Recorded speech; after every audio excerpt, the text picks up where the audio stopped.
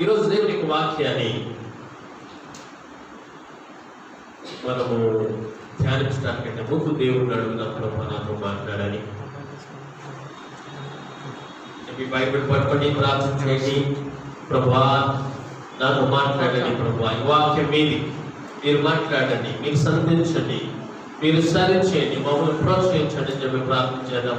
మీ Bible పట్టుకొని ఈ విధంగా చెప్పండి, ఇది దేవుని గ్రంథం, ఇది దేవుని గ్రంథం, దేవుని మాటలు, దేవుని మాటలు, ప్రోత్సహించేటువంటి మాటలు, సరి చేసేటువంటి మాటలు, చేసేటువంటి మాటలు, నాతో మాట్లాడేటువంటి మాటలు, నాతో మాట్లాడేటువంటి జీవము కలిగినటువంటి మాటలు. జీవము కలిగిన మాటలు. యేసయ్యా మీరు మాతో మాట్లాడండి. యేసు నామములో అడుగుతున్నాము తండ్రి, ఆమేన్, ఆమేన్, హల్లెలూయా. ఒకసారి దేవుని సన్నిధిలో చప్పట్లు దేవుని నామమున మహిమ.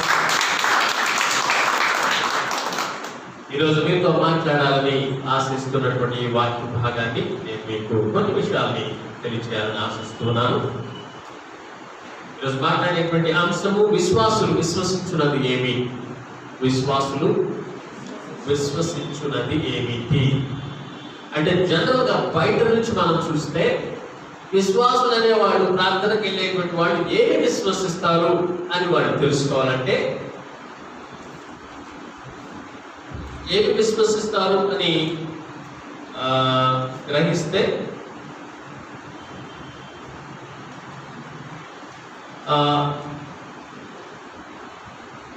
వాళ్ళకి అర్థమవుతుంది ఏంటి విశ్వాసులు విశ్వసించేటువంటిది ఏంటి అనేటువంటిది వాళ్ళకి అర్థమవుతుంది.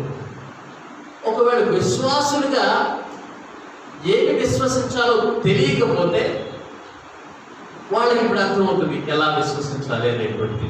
అంటే మీలో చాలా మందికి దేవుణ్ణి విశ్వసించి ఆయన అంగీకరించి ఆయన సన్నిధిలో పాపాలు ఒప్పుకొని పాపక్షమాపణ పొంది ఆయన రక్తంలో కడగబడి కొంతమంది బాప్తిస్మం తీసుకొని దేవుని సన్నిధిలో ఆయనకి దగ్గరగా నడుస్తున్నటువంటి వాళ్ళు మీలో చాలా మంది ఉన్నారు. ఎక్కువ శాతం మనందరము మార్పుకొని పాపక్షమాపణ బాప్తిస్మం తీసుకొని ఆత్మీయ బలాలను పొందుతూ దేవునికి దగ్గరగా నడుస్తున్నటువంటి సంఘం. దాన్ని బట్టి దేవునికి స్తోత్రం చెల్లించాలి. హల్లెలూయా. సో కొంతమందికి అసలు మనం విశ్వసించేటువంటి ఏంటో కూడా కొంతమందికి తెలియకపోతే ఈరోజు వాక్యం మనం ఇప్పుడు కలుగు చేస్తుంది. ఆమేన్. సో కొన్ని విషయాలు నేను జ్ఞాపకం చేయాలనుకుంటున్నాను. రోమపత్రిక 14వ అధ్యాయము 4వ వచనాన్ని మనం చదువుకుందాం. Romans chapter 14:4. రోమపత్రిక 14వ అధ్యాయము 4వ వచనం.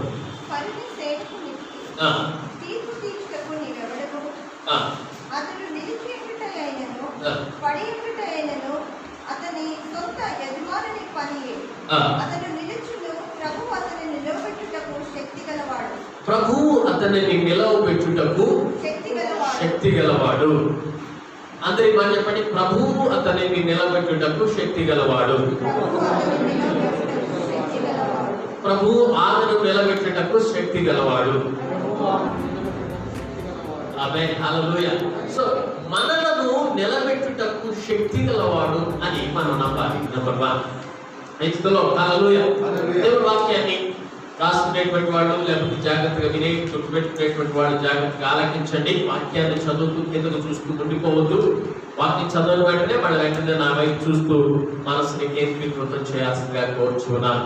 సో విశ్వాసులు విశ్వసించేటువంటిది ఏంటి అంటే, మొట్టమొదట విశ్వసించాల్సినటువంటిది ఏంటంటే, మనల్ని నిలబెట్టుటకు దేవుడు శక్తిమంతుడని నమ్మాలి. Praise the lord. సో చాలా మందికి మనం పడిపోతాము, మనం తొలగిపోతాము, మనం ఆత్మీయతలో కృంగిపోతాము, పాపములో పడిపోతాము, దేవుని దగ్గర నుంచి జారిపోతాము అని వాళ్ళకు ఉంటుంది.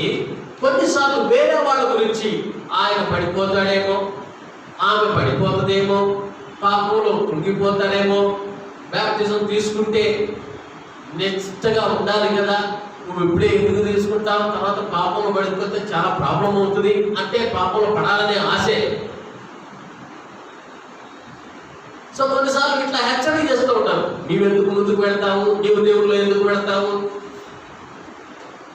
అనేటువంటి అపోహ వేరే వాళ్ళ మీద కూడా ఉంటుంది.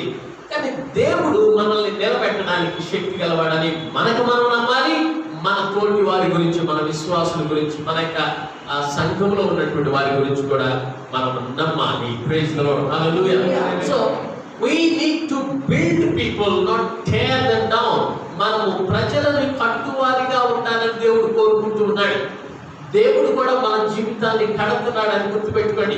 దేవుడు బిడ్డలారా, ఈ రోజు మనం బ్రతుకున్నామంటే, ఈ రోజు మనం ఆరోగ్యం కలిగి ఉన్నామంటే, ఈ రోజు మనం గృహాన్ని, మన యొక్క వస్త్రాన్ని దేవుడు దయచేసి ఈ విధంగా ముందుకు సాగిస్తున్నాడంటే ఆయన కృప. ఆయన మనల్ని కడుతూ ఉన్నాడు. ఈ రోజు మన క్యారెక్టర్ని సరి చేస్తున్నాడంటే, ఒకప్పుడు తాగుబోతుగా తిరుగుబోతుగా ఉండేటువంటి వ్యక్తిని మార్చి క్యారెక్టర్ మార్చేస్తున్నాడంటే, ఒకప్పుడు తప్పుడు ఆలోచనలు కలిగినటువంటి వ్యక్తిని మార్చివేసి ముందుకు నడిపిస్తున్నాడంటే, దేవుడు మనల్ని మలుస్తూ ఉన్నాడు. ఒక శిల్పి ఏ విధంగా ఒక రాయిని తీసుకుని ఏ విధంగా చెక్కుతూ ఉన్నాడో, కష్టాలు ఉండగా సుఖాలు ఉండగా మనల్ని ఆశీర్వదిస్తూ, కొన్ని విషయాల్లో శ్రమ పెడుతూ, కొన్నిసార్లు గాయపరుస్తూ, కొన్నిసార్లు గాయాన్ని పడుతూ, కొన్నిసార్లు మనకి ఏది అవసరం అది అందిస్తూ దేవుడు చెక్కుతూ మలుస్తూ ఉన్నాడు. దేవుడు పిల్లరా, అలా నిలబెట్టగలిగినటువంటి శక్తి దేవుడికి మాత్రమే ఉన్నదని గుర్తుపెట్టుకోవాలి. హల్లెలూయా. సో విశ్వాసులందరూ యేసుకి పరిచారకులే. విశ్వాసులందరూ దేవుని సేవ చేసే వాళ్ళే. చాలా మంది అపోహపడుతూ ఉంటారు, ఇక్కడికి వచ్చి వాక్యం చెప్పే వాళ్ళే దేవుని సేవకులని. మీరందరూ కూడా దేవుని సేవకులే. హల్లెలూయా. అసలు చెప్పకుండా దేవుని సేవకులనే. దేవుడు అందరికి వేరు వేరు బాధ్యతలు అనుగ్రహించారు. పాటలు పాడేటువంటి ఒకడు, వాక్యం చెప్పేటువంటి ఒకడు, ప్రవచించేటువంటి ఒకడు, భాషలు మాట్లాడేటువంటి ఒకడు, రాజులకు అర్థము చెప్పేటువంటి ఒకడు. దేవుని సన్నిధిలో అనేక నానా విధాలైనటువంటి వరాలు ఇచ్చి దేవుని యొక్క సంఘాన్ని కట్టుతున్నాడు దేవుడు. మనది కాదు సంఘాన్ని కట్టేటువంటి, మనది కాదు సంఘం. మా సంఘాన్ని దీవించని మనం ప్రార్థన చేస్తున్నాం అంటే అర్థం ఏంటంటే, మా కుటుంబాన్ని దీవించు అని ప్రార్థన చేస్తున్నాం అంటే అర్థం ఏంటంటే, మా పిల్లల్ని దీవించు అని ప్రార్థన చేస్తున్నాం అంటే అర్థం ఏంటంటే, మాది అన్నప్పుడు ఆ స్వార్థం అనేటువంటిది కాదు అక్కడ గ్రహించాల్సినటువంటిది. మా పిల్లలు అనుకున్నప్పుడు కూడా వాళ్ళు మాకు పుట్టినప్పుడు కూడా అది దేవుని పిల్లలే. మా సంఘం అనుకున్నప్పటికీ కూడా ఈ సంఘము దేవుని సంఘమే. నా ప్రాణం అనుకున్నప్పుడు కూడా ఈ ప్రాణం దేవుని ప్రాణమే. హల్లెలూయా. దేవుని పిల్లరా, దేవుని వారమై ఉన్నాం మనం. అది మనం ఎప్పుడు మర్చిపోకూడదు. మనల్ని ఆయన స్తుతించాడు, ఆయన నిలబెడతాడు. సో తీర్పు తెచ్చేటువంటి అధికారం దేవుడు మనకు అనుగ్రహించలేదు. సో ఇతరులను తీర్పు తెచ్చడం, ఇతరుల కళ్ళలో చూడటం, వాళ్ళ యొక్క లోపాలను ఎత్తి చూపించడం చాలా సాధారణంగా మనం చేసేటువంటి పని. వాళ్ళ పరిస్థితులు ఏమని అనేటువంటిది మనకు అర్థం కాదు. ముందు వెనక పూర్తిగా వినకుండా మధ్యలో రెండు మాటలు వింటే చాలాసార్లు మిస్అండర్స్టాండ్ చేసుకునేటువంటి ప్రాబ్లమ్స్ ఎదురవుతూ ఉంటాయి కదండి. అందుకనే పూర్తిగా వినేటువంటి వారిగా ఉండాలి. సో తీర్పు తీర్చేటువంటి వారిగా మనం ఉండాలని దేవుడు మనల్ని పెట్టలేదు, కానీ వాళ్ళని కట్టాలని, ప్రోత్సహించాలని, మంచి మాటలు చెప్పాలని, వాళ్ళని ముందుకు తీసుకెళ్లాలనేటువంటి ఉద్దేశంతోనే మనకి దేవుడు ఈ జీవితాన్ని అనుగ్రహించాలని మనం గుర్తుపెట్టుకోవాలి. అరే మరి తప్పు చేస్తే పెద్దోళ్ళగా చెప్పాలి కదా, ఖండించాలి కదా. మనకు చోట కూడా వాక్యం ఉంది. నీవు తీర్పు తీర్చేటప్పుడు న్యాయమైనటువంటి తీర్పు తీర్చాలి. మరి అదేంటి అంటే, దేవుని సన్నిధిలో దేవుని వాక్యము రెండంచెలు కలిగిన కట్టం. ఏ సమయంలో తీర్పు తీర్చాలి, ఏ సమయంలో న్యాయంగా తీర్పు తీర్చాలి అంటే, నేనే పరిశుద్ధుడిని నీవు కాదు అనేటువంటిది దేవుడు చెప్పడం అనేటువంటి ఉద్దేశం కాదు. దేవుడు పరిశుద్ధుడు, మనందరం పరిశుద్ధులుగా ఉండాలి, మనందరం న్యాయం అనుసరించాలి అనేటువంటిది చెప్పడం అనేటువంటిది కూడా దేవుడి యొక్క వాక్యంలో ఒక భాగమే. యాకోబు పత్రిక 4వ అధ్యాయం 12వ వచనాన్ని మనం దయచేసి చదవండి. James chapter 4:12. యాకోబు పత్రిక.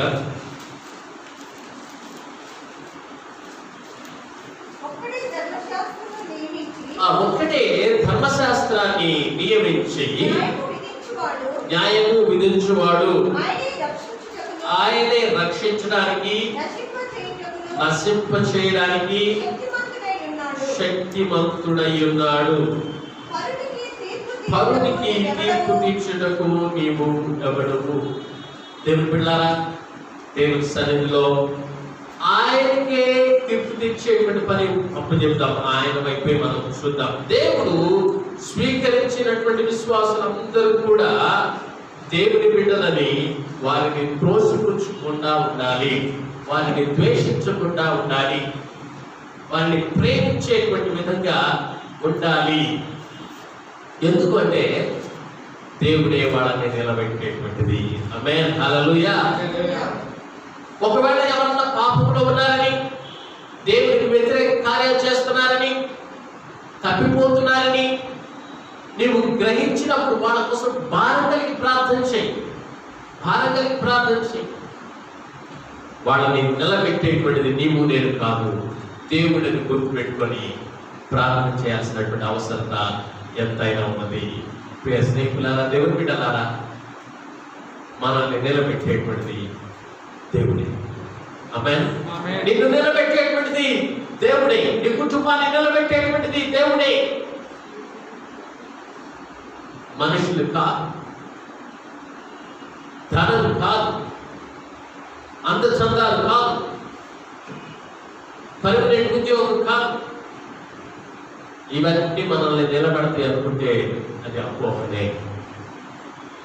మన ఆరోగ్యాన్ని నమ్ముకున్నా ఏ క్షణంలో ఏ విధమైన పరిస్థితి వస్తుంది.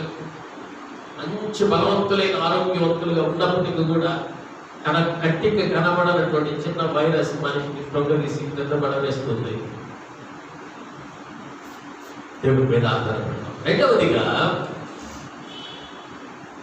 పడిపోకుండా మనల్ని కాపాడుటకు సమర్థుడని నమ్మాలి. మొదటిది నిలబెట్టుటకు శక్తి గలవాడని నమ్మాలి. రెండవది పడిపోకుండా కాపాడుటకు సమర్థుడని నమ్మాలి. That he is able to keep us from falling.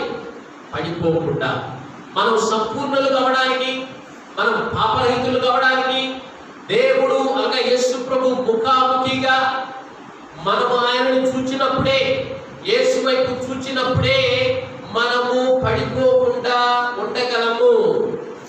ఒక విధంగా చెప్పాలంటే పడిపోకుండా మనల్ని మనం కొన్నిసార్లు కాపాడుకోలేము. కనుక మనం నమ్మాల్సినటువంటిది ఏంటంటే మనల్ని కాపాడేటువంటిది ఆయనే. అంటే ఆయన కాపాడుతాడు కదా అని చెప్పి పడిపోవాలని కాదు దాని అర్థం, పాపంలో వెళ్ళిపోవాలని కాదు దాని అర్థం. ఆయన కాపాడుతాడు కదా అని చెప్పి వచ్చే ట్రైన్కి ఎదురుగా మగాళ్ళగా నిలబడి పోజులు కొట్టడం కాదు మనం చేయాల్సింది. దేవుడు జ్ఞానాన్ని ఇచ్చాడు, ట్రైన్ వస్తుంది, తప్పుకోవాలని తెలుసు. అన్ఎక్స్పెక్టెడ్ గా ట్రైన్ వచ్చే టైంలో నువ్వు జారి ట్రాక్ మీద పడితే దేవుడు అద్భుతంగా కాపాడతాడేమో. అంతేగాని మనము మన ఇష్టానుసారంగా వెళ్ళాలనేటువంటి కాదు అర్థం. దేవుడు మనల్ని కాపాడుతాడు. చిన్నపిల్లలు మనతో వస్తూ ఉన్నప్పుడు వాడు పడిపోతారేమో చాలా భద్రంగా ఉంటాం. వెంటనే వాడికి ఏదైనా గుంట వస్తుందంటే వాడు చూసుకోకుండా నడుస్తుంటే కూడా వెంటనే మనం చేయబట్టుకుంటాం. అలానే నీకు అపాయం వస్తున్నప్పుడు దేవుడు నీ పక్షాలని నీ చేయబట్టుకొని పడిపోకుండా కాపాడుతాడు. ఆమేన్. ఆమేన్, హల్లెలూయా. కీర్తన గ్రంథం 37వ కీర్తన 23వ వచనం చదవండి. సమయం అయిపోతుంది త్వరగా. కీర్తన గ్రంథం 37:23.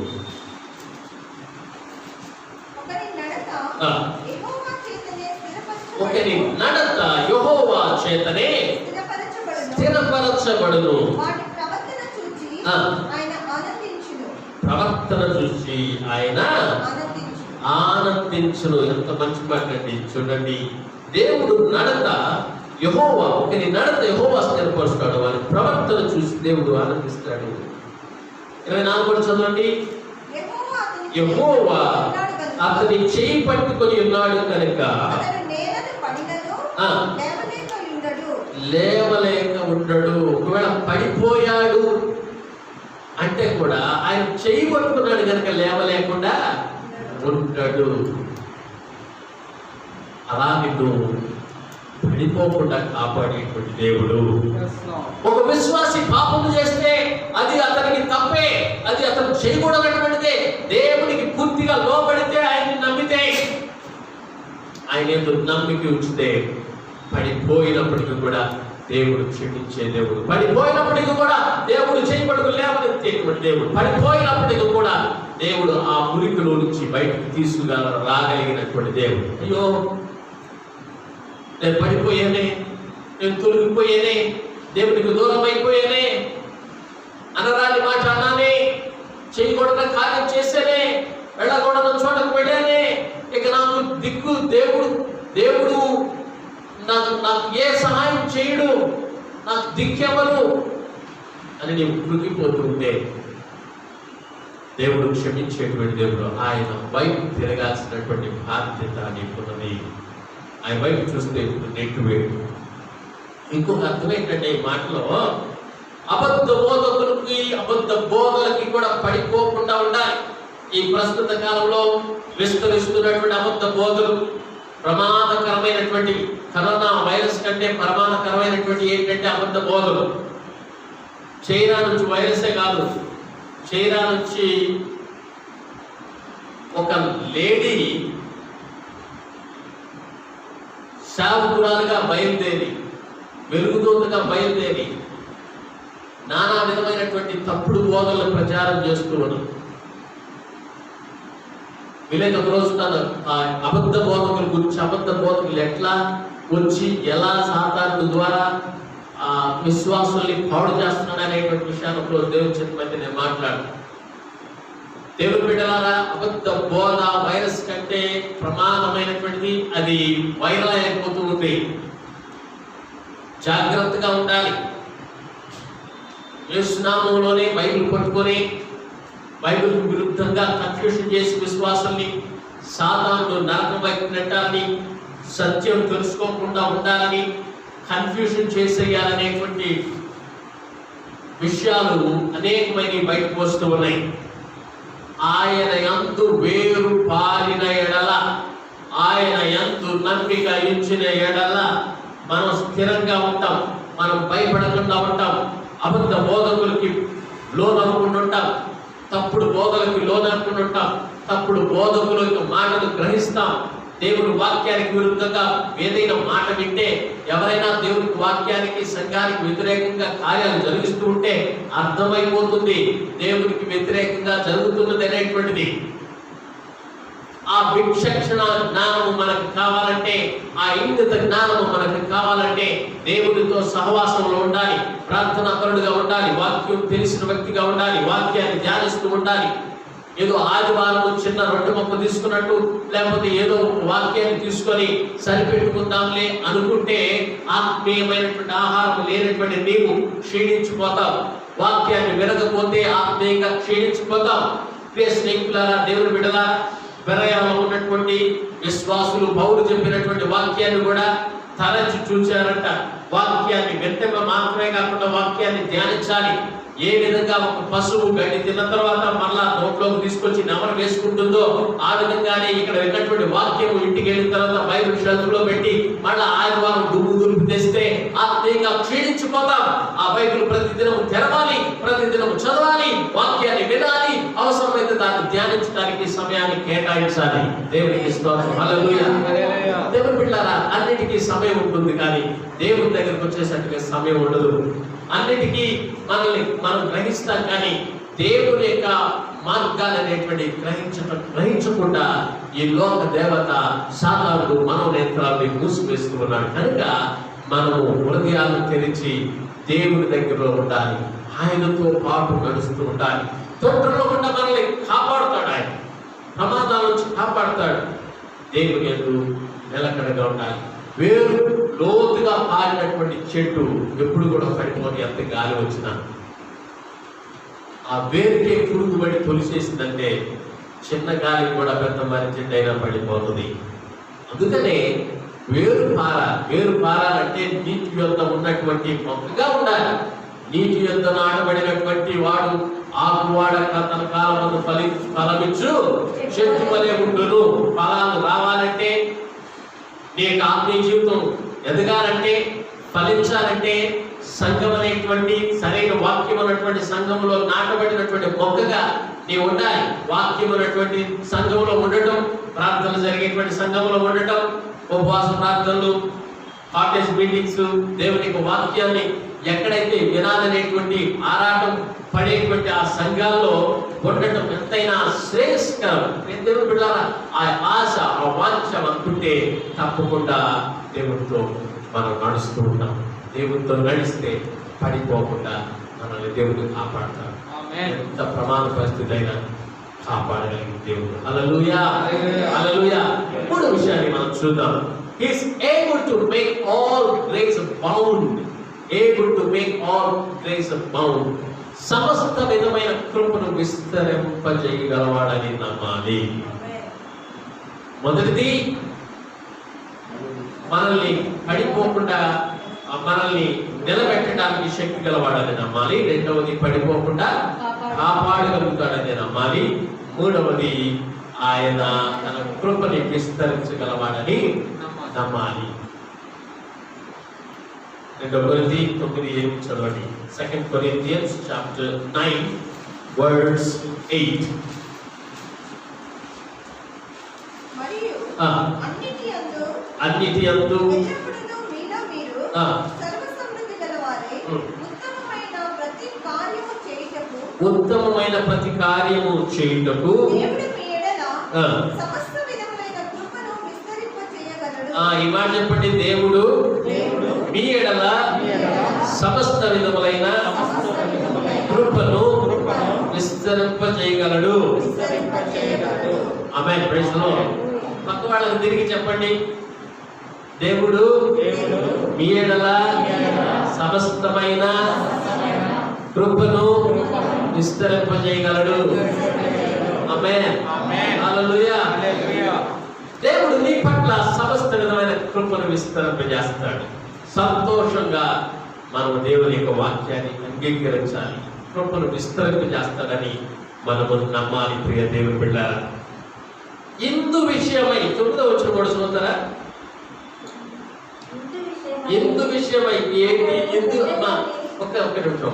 బైబిల్ చదివేటప్పుడు ఇందు విషయమై, అందు విషయమై, కాబట్టి, కానీ, తుదకు, ఈ హేతు చేత, మెట్టుకు, ఈ మాటలన్నీ వచ్చినప్పుడు ఏం చేయాలి?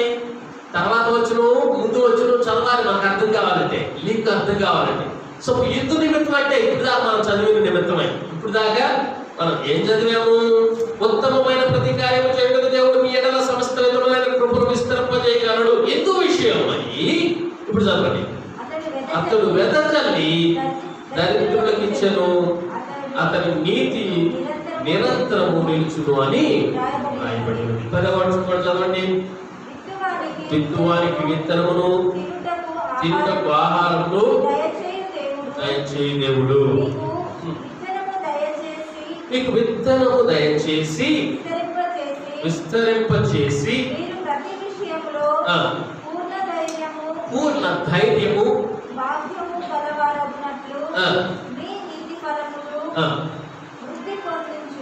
వృద్ధి పొందించును.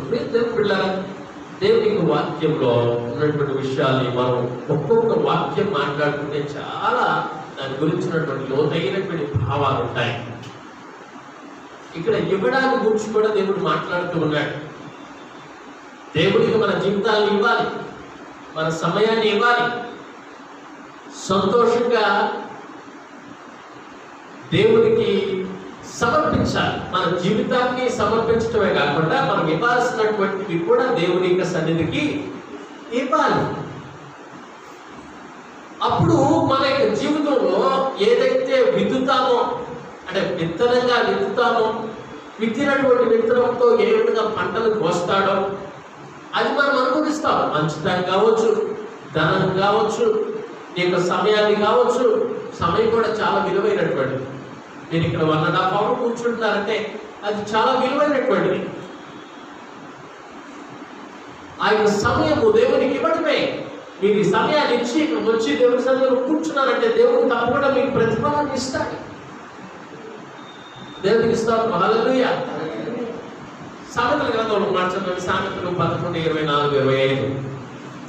Proverbs 11 verse 24. 11వ అధ్యాయం 24వ వచనం. వెదజల్లి అభివృద్ధి పొందువారు అభివృద్ధి పొందు వారు కలరు. తగిన దానికన్నా తక్కువ ఇచ్చి లేమికి వచ్చువారు కలరు. అంటే అభివృద్ధి పొందువారు లేమికి, అంటే ధనవంతులైనటువంటి వారు తక్కువ ఇచ్చి లేమికి వచ్చువారు కలరు, అంటే దిగిపోయేటువంటి వారు కలరు. వెదజల్లి అభివృద్ధి పొందువారు కలరు. ఆమేన్. హల్లెలూయా. హల్లెలూయా. హల్లెలూయా. హల్లెలూయా. కొన్నిసార్లు మనం వింటూ ఉంటాం, వాళ్ళకి సహాయం చేసామండి, వీళ్ళకి సహాయం చేసామండి అని అంటూ ఉంటారు కదా. ఎంత ఆనందం ఇస్తారు, ఆనందంగా ఉంటుంది అట్లా ఎవరైనా చెప్తూ ఉంటే. నాకు బ్రదర్ తెలుసు, ఆయన చాలా వయసు కలిగినటువంటి ఆయన, దగ్గర దగ్గర 75-76 సంవత్సరాలు ఉంటాయి. వాళ్ళ అన్నలకి, వాళ్ళ తమ్ముళ్ళకి, కొడుకులు, కూతుళ్ళకి, వీళ్ళందరికీ పెట్టడమే.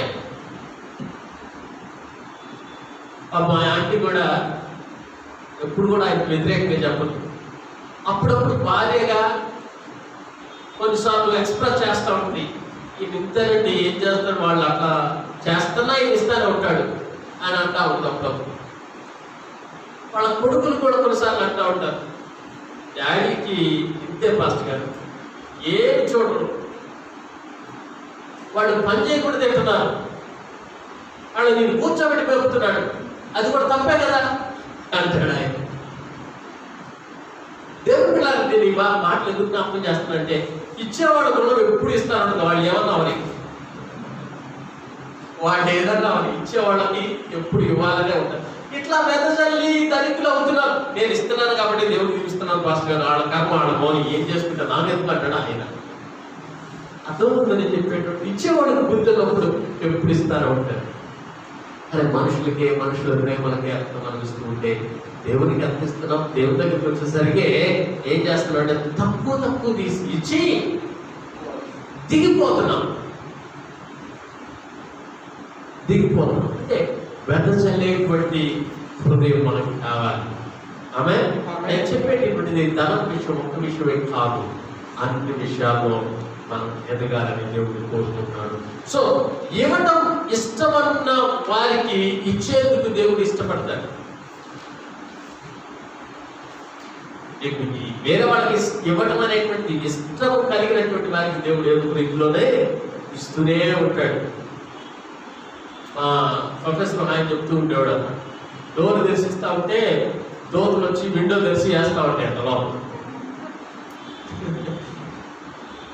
ఎట్లా చేస్తారండి విండో తెలిసి దేవుడి దోతులు ఎట్లా వేస్తారు ఏమనండి నాకు తెలియదండి, నేను గుడ్డికి నమ్మేస్తున్నాను, ఇచ్చేస్తున్నాను, దేవుడు నాకు సమృద్ధినిస్తున్నాడు. కొంతమంది జీవితాలు అలా వెదజల్లి దేవుడికి ఇష్టమైనటువంటి వారిగా ఉన్నారు. దేవుడు విశ్వాసిని పరిపాలిస్తూ ఉన్నాడు, విశ్వాసకి పరిపాలకుడిగా ఉన్నాడు. అంటే ఆయన మనల్ని సౌభాగ్యవంతులుగా లేకపోతే నిరుపేదలుగా చేయగలడు అని గుర్తుపెట్టుకోవాలి. దేవుడు సమృద్ధిని అన్ని ఇవ్వగలడు, అవసరమైతే లేని వాళ్ళు కూడా దేవుడు చేయగలడు. అంటే దేవుడికి సమస్తము సాధ్యం అని గుర్తుపెట్టాడు. సో దేవుడు మంచి పనులకు సమృద్ధిని ఇస్తాడు. మంచి పని కొరకు దేవుడు దీవెనకు తగినట్లుగా ప్రవర్తించకపోతే తిరిగి మళ్ళీ తీసుకుంటాడు. దేవుడు మంచి పని కొరకు ఇస్తాడు. దేవుడు దీవించిన కొలది, అందుకనే మనల్ని దేవుడు దీవించిన కొలది ఇతరులకు మనం ఆశీర్వాదకరంగా ఉండాలి. ఆమె మనల్ని దేవుడు ఎంత దీవిస్తూ ఉంటే అంత ఆశీర్వాదకరంగా ఉండాలి. ఫాల్గెట్ అనేటువంటి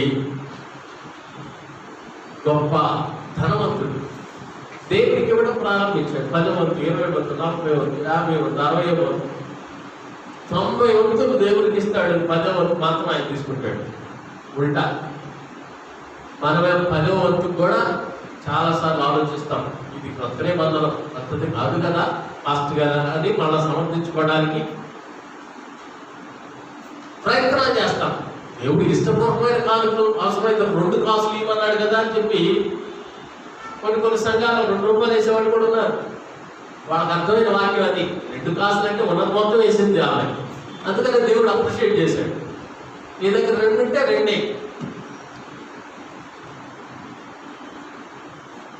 ఒక సాఫ్ట్వేర్ ఉద్యోగం కోసం యవనస్తుడు ప్రార్థన చేశాడట. ప్రభువా, నాకు మంచి సాఫ్ట్వేర్ ఉద్యోగం ప్రభువా అని చెప్పి చర్చిలో చాలా నమ్మకంగా ఒప్పుకొని నాకు ఉద్యోగం వస్తే తప్పకుండా నేను దశభాగేస్తాను ప్రభువా అని చెప్పి అనుకున్నాడు. దేవుడు మరి ప్రార్థన వెంటనే ఆలకించాడేమో. నెక్స్ట్ వీక్ ఇంటర్వ్యూ రావడం, మంచి సాఫ్ట్వేర్ ఉద్యోగం వచ్చిందట. 30,000 రూపాయల జీతం. ఆహా, వాటి వండర్ఫుల్ అని చెప్పి 30,000లో 3,000 రూపాయలు తీసుకొని దేవుని సన్నిధికి తీసుకొచ్చి ఆమెకు వేశాడట. ఆయన నమ్మకంగా పనిచేస్తున్న విధానాన్ని చూసి 6 నెలల్లో ఆయనకి 80,000 రూపాయలు జీతం వచ్చింది. ఆయన నమ్మకత్వాన్ని చూసి, ఆయన పని ఎఫిషియన్సీ చూసి మంచి పొజిషన్కి వెళ్ళిపోయాడు. వితిన్ 6 monthsలో హై గ్రేడ్కి వెళ్ళిపోయాడు. 80,000 రూపాయలు జీతం. ఇప్పుడు ఆలోచిస్తున్నాడు ఏమని, 3,000 అంటే వేసాను పర్లేదు, ఇప్పుడు 8,000 అయ్యారు. కనీసం దాని దశ భాగం చూసుకుంటే 8,000 అయ్యారు కదా, కనీసం దశ భాగం చూసుకుంటే. ఇప్పుడు 3,000తో సరిపెట్టుకుంటే పోలా, అదే కంటిన్యూ చేద్దాం అనుకున్నాడు. 3,000 అయితే ప్రారంభించాడు. మళ్ళీ 6 నెలలు తిరిగేసరికి డీ ప్రమోట్ అయ్యి 30,000 జీతంలోకి వచ్చాడు. అప్పుడు వెలిగింది, అరే నేను దేవుడికి అంత ఇస్తే బాగుండేది, అనవసరంగా నేను నా గ్రేడ్ నేనే తగ్గించుకున్నాను, ఇది దేవుడు చేసిందే వాళ్ళు అనుకున్నాడట. ఏమో ఇట్లాంటి దేవుడు చేస్తాడని చేయడం నాకు తెలియదు, కానీ ఒక స్టోరీ అయితే నేను బుక్లో చదివి మీకు చెప్పాను. ఒక విధంగా మనం కొన్నిసార్లు మనమే తగ్గించుకుంటాం, మన స్టాండర్డ్ మనమే కోల్పోతూ ఉంటాం. అంటే ధారాళానికి ఇవ్వటం అనేటువంటిది మనం చేయాలి. ఎందుకు అంటే సమస్త విధములైన కృపను దేవుడు విస్తరిస్తూ ఉన్నాడు. కృపను విస్తరిస్తూ ఉన్నాడు. ఏ షాప్లోకి వెళ్ళి కొనుక్కుంటాం కృప? ఏ షాప్లోకి వెళ్ళి కొనుక్కుంటాం ప్రేమ? పెళ్లిళ్ళలో, వివాహాల్లో, కుటుంబంలో ఉండాల్సింది డబల్ డోర్ ఫ్రిడ్జ్ కాదు, ఏసీలు కాదు. గుడిసెలో ఉన్న అన్యోన్య దాంపత్య జీవితం, అర్థం చేసుకునేటువంటి అనురాగం. ఆమేన్, హల్లెలూయా. గుడిసెలో ఉన్నా కానీ, కారం తింటున్నా కానీ ఒకళ్ళొకళ్ళు ముద్ద తినిపించుకుంటూ ఉంటే, ప్రేమ అనురాగాలు ఉంటే ఎంత బాగుంటుంది. చాలా మంది అనుకుంటారు పెద్ద బంగళాలు, ఏసీలు, కార్లు ఉంటే సంతోషం. దేవుడు సమృద్ధిగా ఇస్తాడు, తప్పకుండా దేవుడు ఇస్తాడు, ఇవ్వడానికి. దేవుడు ధనవంతులు కూడా చేస్తాడు, ధనవంతులు కూడా ప్రేమిస్తాడు. అబ్రహాం అంత ధనవంతుడు ఎవరు లేరు, యోబు ధనవంతుడు ఆయన కాలంలో ఎవరు లేరు. కానీ దేవుడి కోసం నిశ్చితంగా వాళ్ళు నిష్టగా అన్ని విషయాల్లో నింద లేకుండా బ్రతికినటువంటి దేవుడు ఇస్తాడు. దేవుడు బిడ్డలారా, దేవుడు మనల్ని దీవిస్తాడు, మంచి కొరకు మనల్ని తీసుకెళ్తాడు. సమయం అయిపోతుంది. నేను ఒక్కొక్క విషయం చెప్పి నేను ముగిస్తాను. చాలా విషయాలు ఉన్నాయి. దేవుడు చిత్తమైతే మీకు సాయంకాలం ఉన్నటువంటి ఆ యొక్క ఈవినింగ్ లైవ్లో మీతో మాట్లాడాలని ఆశిస్తున్నాను. ఆల్మోస్ట్ 7 points ఉన్నాయి. వాటన్నిటినీ నేను చెప్పడానికి ఇష్టపడలేదు, టైం అయిపోయింది. ఇంకొక విషయం చెప్పి నేను ముగించాలని చెప్పి ఆశిస్తూ ఉన్నాను. ఫిలిప్పీలకు రాసిన పత్రిక 3వ అధ్యాయం 21వ వచనం. ఫిలిప్పీలకు రాసిన పత్రిక 3వ అధ్యాయం 21వ వచనం.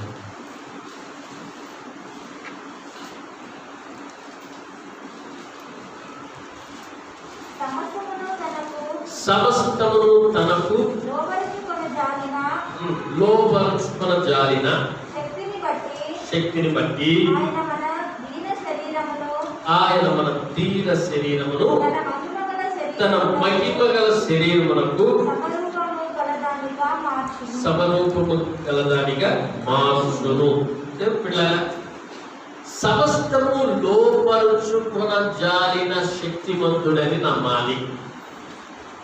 4 సమస్తమును లోపరచుకొనజాలిన శక్తిమంతుడు అంటే ఆయన శక్తికి మించినటువంటిది లేదు, ఆయన లోపరచుకొనగలడు. శక్తిని బట్టి ఆయన మన దీన శరీరమును తన మహిమ గల శరీరములకు సమరూపము దానిగా మార్చుకొనగలడు. అంటే దేవుడు తన వశంలోనికి తీసుకొనగలడు. 1 year బేబీ, 6 months బేబీ ఉంటుంది అనుకోండి. ఆ బేబీకి స్నానం చేయించేటప్పుడు ఎప్పుడు చూసారా? చిన్న పాపని అసలు ఎట్లా చేస్తారంటే ఒక ఆట బొమ్మలాగా అటు తిప్పి, చేతులు తిప్పి, కాళ్ళు తిప్పి, మొత్తం రుద్ది, గోరలు కొట్టి, ఆ తల మీద కొట్టి, వేడి నీళ్ళు కొట్టి ఏదో చేస్తుంటారు, ఆడుకుంటూ ఉంటారు. కానీ వాళ్ళు చాకచక్యంగా చేస్తారు. వాళ్ళకి తెలుసు ఎక్కడ తిప్పాలో, ఎక్కడ చేయాలనేటువంటిది. అంటే ఏమన్నా ఉందా బలం ఆ బేబీలో? ఏం లేదు. పుట్టినప్పుడు అయితే కొంతమంది ఎత్తే ఉంటారు. నేను ఎత్తే ఉన్నానంట, జాయిన్లో ఉన్నానంట, బతుకుతాను వస్తాను అనుకున్నారంట. కానీ బ్రతికే అయితే పొడుగయ్యా, దేవుడు స్తోత్రం. ఇంతే ఉంటారు కొంతమంది. చెప్పుక చేతిలో నన్ను నలిపేస్తే అయిపోతుంది. ఇప్పుడు మనము పిల్లలని దేవుడి చేతిలో మనల్ని లోపరుచుకోలేడా? దేవుడు సమస్తమును లోపరుచుకోగలిగినటువంటి శక్తి, ఆయన వశం చేసుకోగలనేటువంటి విషయాన్ని మనం గుర్తుపెట్టుకోవాలి. అది నమ్మాలి. 1 కొరింథీయులకు రాసిన పత్రిక 15వ అధ్యాయము 24వ వచనం చదవండి.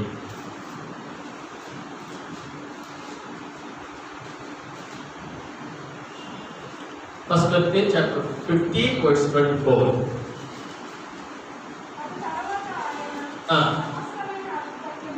సమస్తమైన ఆధిపత్యమును, సమస్తమైన అధికారమును తన తండ్రి అయిన దేవునికి రాజ్యము అప్పగించును. ఏదో వచ్చును కూడా చదవడమ్మా. అప్పుడు అంతము వచ్చును. ఎందుకనగా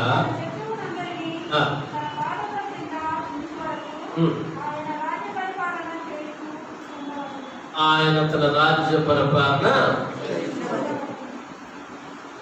చేయుచుండవలెను. ఓకే, ఇక్కడ దేవుడికి సమస్త అధికారం ఉందని, ఆయన ఈ లోకాన్ని సైతం లోపరుచుకోగలడని, లోకంలో ఉన్నటువంటి శక్తులన్నిటి యొక్క శక్తుల కంటే ఆయన యొక్క శక్తి గొప్పది అని మనం నమ్మాలి.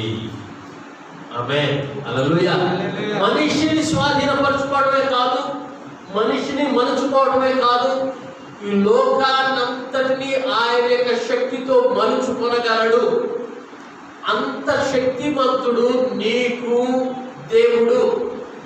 ఆ శక్తిమంతుడిని నమ్మకపోవటం మనం ఆ దేవుడిని గ్రహించకపోవటమే. ఆయన ఎవరనేటువంటిది తెలిస్తే ఆయన శక్తికి మనము లోబడినటువంటి వారిగా ఉంటాము. ఏప్రిల్ రాసిన పత్రిక 2వ అధ్యాయం 8వ వచనం చదవండి చివరిగా. ఏప్రిల్ రాసిన పత్రిక 2వ అధ్యాయం 8వ వచనం.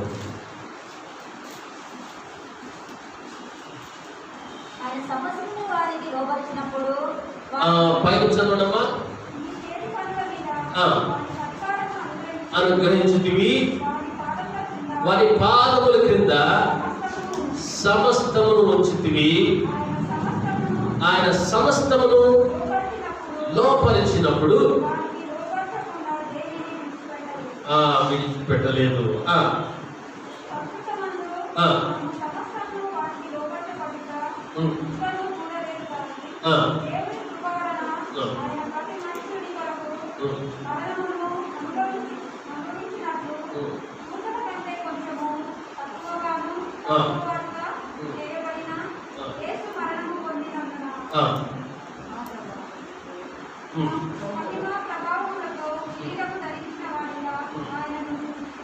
ఓకే, ఆయనను చూచుచున్నాము. దేవుడు గ్రహించాల్సినటువంటి ఒక్కొక్క విషయాన్ని గ్రహించండి. దాన్ని వివరించుకోవడానికి మన సమయం అయిపోయింది. 10 నిమిషాలు మనం ముగించుకోవాలి అన్ని కార్యక్రమాలు. మళ్ళీ కూడా ఉంది. వాక్యాన్ని చాలా జాగ్రత్తగా తర్వాత 2వ అధ్యాయం అంతా చదివి ధ్యానించండి. మనకు అర్థమవుతుంది దేవునికి మించిన శక్తి అనేటువంటిది లేదు. ఆమేన్, హల్లెలూయా. సో సమస్తము ఆయన లోపరుచుకోగలడు అనేటువంటి విషయాన్ని మనం నమ్మాలి. ఓకే, నెక్స్ట్ పాయింట్ చెప్తే ఇక మీకు క్లియర్ గా ఉంటుంది. కానీ దేవుని చిత్రంగా ఒకసారి మాట్లాడుకుందాం అని చెప్పాను. ఇప్పటి వరకు ఈ విషయాన్ని జ్ఞాపకం పెట్టుకోండి. దేవుడు ఎట్లా లోపరుచుకుంటాడు? ఎలా సమస్తమును ఆయన చేస్తాడు, మారుస్తాడు అనేటువంటి విషయాన్ని మనము దేవుని చిత్తమైతే నెక్స్ట్ మనం కంటిన్యూ చేద్దాం.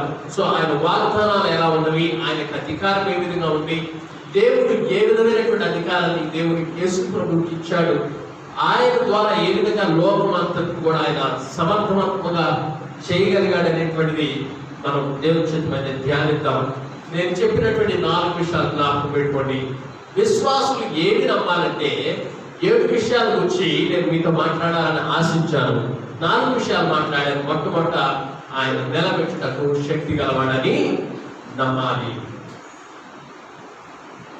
రెండవది ఆయన మనం పడిపోకుండా ఆయన కాపాడగలడు అని చెప్పి మనము నమ్మాలి. మూడవది సమస్తమైనటువంటి కృప మనకు విస్తరిస్తున్నాడని మనం నమ్మాలి.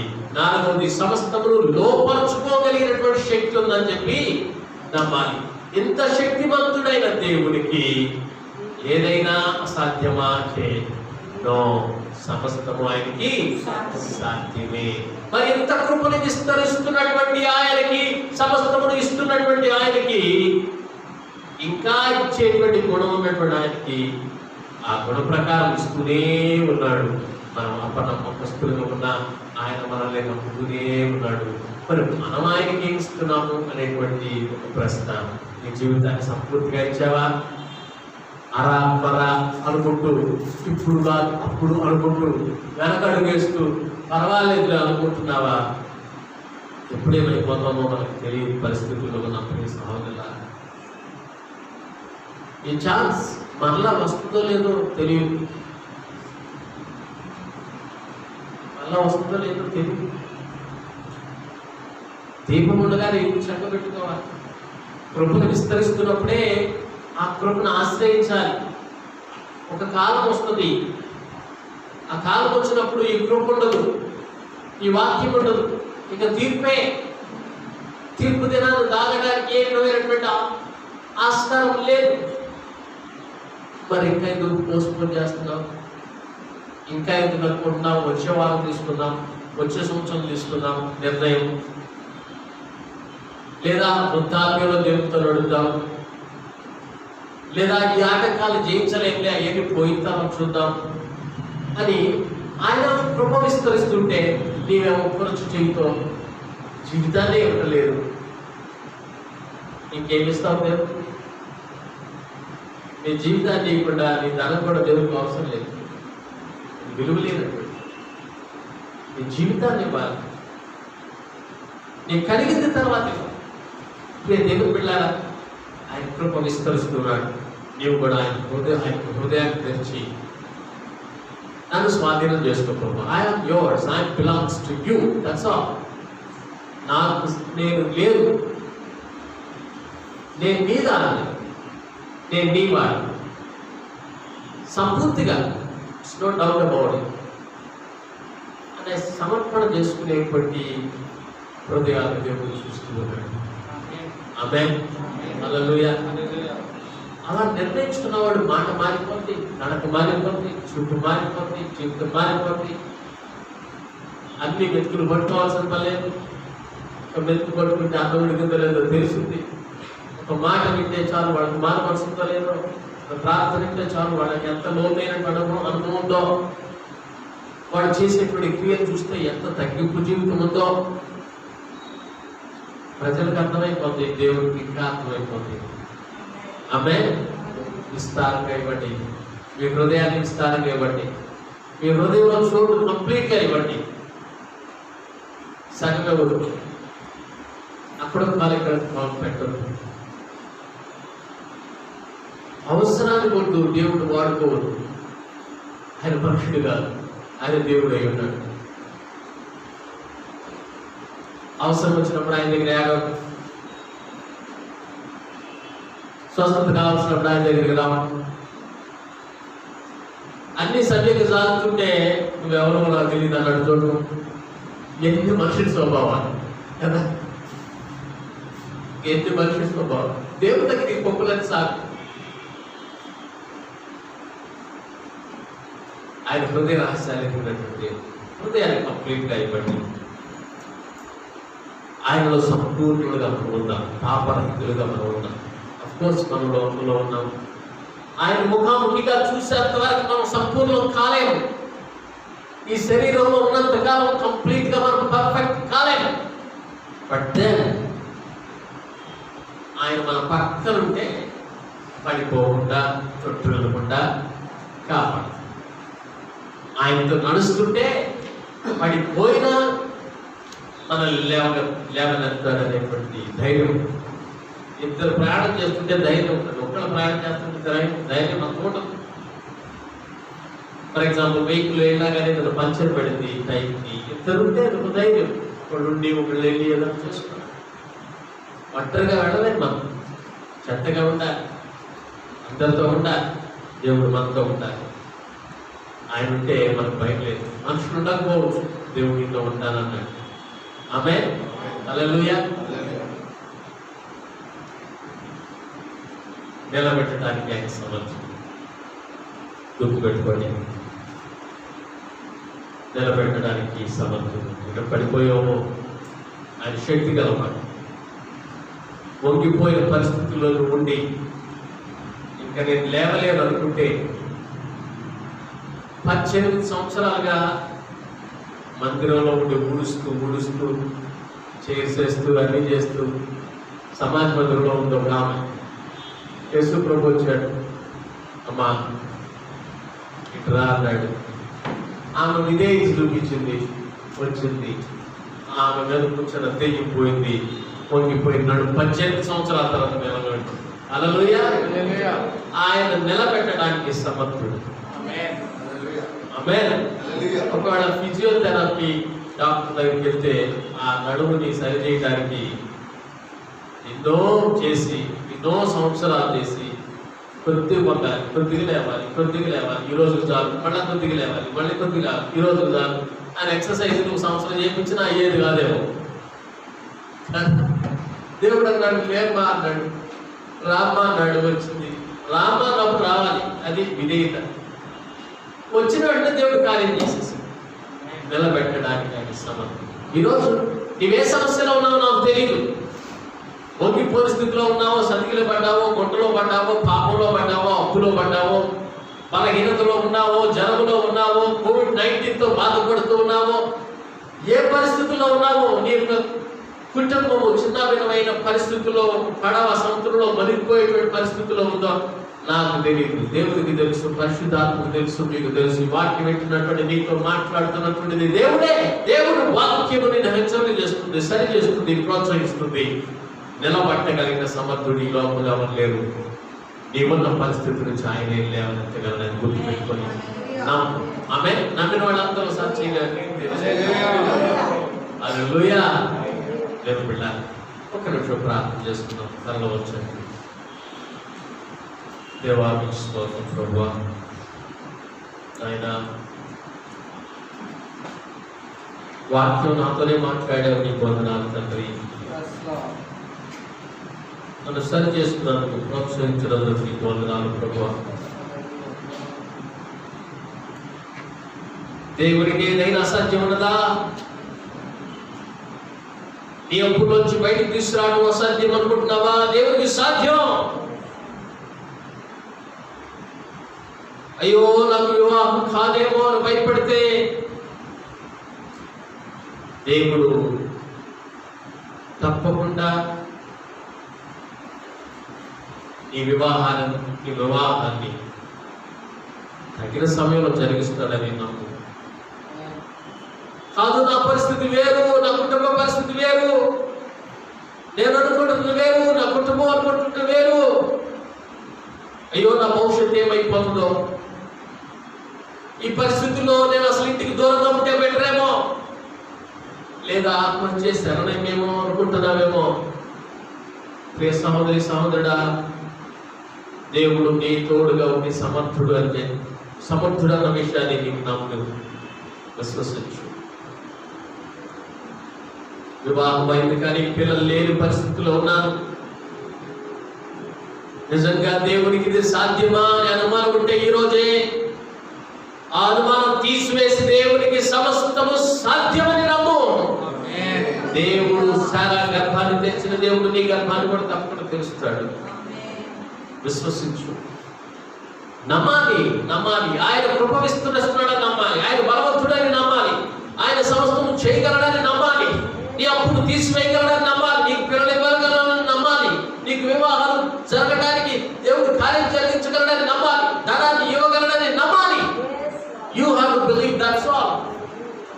నమ్ముట నీ వలనైతే నమ్మువానికి సమస్తము సాధ్యం. నీవు నమ్మకపోతే సాధ్యం కాదు. ప్రియ స్నేహితుడా, డాక్టర్స్ ఎన్నో చెప్పవచ్చు, కానీ దేవుడు చెప్పేటువంటిది నీవు నమ్మితే నీకు సాధ్యమైతే, నీవు నమ్మితే నీకు సాధ్యం. నీవు నమ్ము, ప్రార్థన చేయి, దేవుడు సహాయం చేస్తాడు. దేవా మీకు వందనాలు, మీకు వందనాలు. మీరు ఒకవేళ మోకరించగలిగితే ఇక్కడ ఉన్న వాడిని మోకరించండి, లేదా జ్ఞానాన్ని కూర్చోండి, వాక్యాన్ని ధ్యానించండి, ప్రార్థనాపూర్వకంగా ఉండండి, ప్రభు బలలో పాల్గొనండి. ఒకవేళ నీకు నీవే నేను అయోగ్యురాలని ప్రభు బలలో పాల్గొనడానికి అదే ఆ భావన ఉంటే, ప్రభువా నన్ను క్షమించండి అంటే, లేదు నిన్ను క్షమించున్నానే దేవుడు కాదు మన దేవుడు, నిన్ను త్రోసివేసే దేవుడు కాదు మన దేవుడు, నిన్ను హక్కులు చేసుకునే దేవుడు, నిన్ను హత్తుకునే దేవుడు, నీ కన్నిటిని తుడిచే దేవుడు, నీకు సమస్తమును ఇచ్చే దేవుడు, సమృద్ధిని ఇచ్చేటువంటి దేవుడు, క్షమాపణని ఇచ్చేటువంటి దేవుడు, ప్రేమను పంచేటువంటి దేవుడు, నీ కన్నీళ్లు తుడిచేటువంటి దేవుడు. ఆయనతో మాట్లాడతావా ప్రియ సహోదరి సహోదరుడు? ఎన్నాళ్ళైనా ఆయనతో మాట్లాడి, ఎన్నాళ్ళైంది ఆయన సన్నిధిలో కన్నీళ్లు కార్చి, ఎన్నాళ్ళైంది ఆయన శిలువ యాగాన్ని జ్ఞాపకం చేసుకొని, ఆయనకు నీకోసమే కదా రక్తాన్ని చిందించాడు, నీకోసమే కదా ఆయన బలి అయిపోయింది, నీకోసమే కదా ఆయన ఈ లోకానికి దిగి వచ్చింది, పాపులను రక్షించడానికి ఈ లోకానికి వచ్చిన యేసయ్య ఈరోజు నీ ప్రక్కనే ఉన్నాడు. ప్రియ సహోదరి సహోదరుడా, నీ ప్రక్కనే ఉన్నాడు, నీ ప్రార్థన ఆలకిస్తున్నాడు, నీ వేదన చూస్తున్నాడు, నీ కన్నీళ్ళు చూస్తున్నాడు, నీ పరిస్థితిని ఎరిగిన దేవుడు.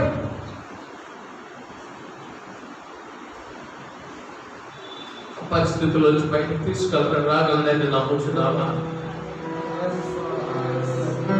నీ కన్నీటిని ఆనంద బాష్పాలుగా చేయగలనని చెప్పి నమ్ముచున్నావా? ఆయన సమస్తము చేయగలనని నమ్ముచున్నావా? దేవుని బిడ్డ, ఎందుకు దూరం అయిపోయావు? ఎందుకు అనుమానపడుతున్నావు? ఆయన వాగ్దానానికి దూరంగా ఎందుకుంటున్నావు? వాగ్దానం చేసిన వాడు మనుషుడు కాదు, దేవుడు. వాగ్దానం చేసిన వాడు నమ్మదగిన వాడు. దేవానికి స్తోత్రం, ప్రభువానికి వందనాలు చెల్లిస్తున్నాను.